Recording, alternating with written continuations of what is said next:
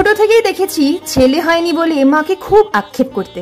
আমার একমাত্র দিদি আমার থেকে 10 বছর বয়সী বড়। যখন ওর বিয়ে ঠিক হয় তখন আমি 6-এ পড়ি। ভাগ্যিস আর কয়েক বছর বাড়িতে থাকলে আমাদের মধ্যে কেউ একজন নিঘাত ফটো হয়ে যেত। একবার বাড়িতে কেউ নেই, দিদি আমায় এমন ঘুষি মারলো নাক ফেটে গল গল করে রক্ত পড়ছে। প্রায়শই বাবা মা না থাকলেই না আমাকে এত ভয় দেখিয়ে কি যে আনন্দ পেত বুঝতাম না। একবার আমি ওর হাতে রেখে পেন্সিল গুটিয়ে দিলাম। যখন পেন্সিলটা বেরোলো শীষটা ওর হাতের ভেতরে। বুঝতেই পারছো তাহলে কি ধরনের শান্ত আমরা। যেদিন ওর বিয়ে ঠিক হয় সব থেকে বেশি আনন্দ পেয়েছিলাম আমি। সবকিছু এবার আমার। যেদিন ওর বৌভাত হয় সব থেকে কেঁদেছিলাম আমি। মনে পড়ে দি যখন এক্সামে কম নম্বর পেতাম সবার আগে খাতা টেনে তোকেই দেখাতাম।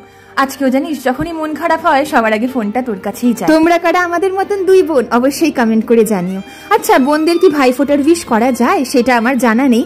ভাইফোঁটার দিনে ভাই থাকলে নিজের হাতে এরকম একটু আইসক্রিম বানিয়ে খাইও, ভাই খুব খুশি হবে। পুরো রেসিপিটা আমি কমেন্টে লিখে দিয়েছি, টপ করে খেতে ভুলো না।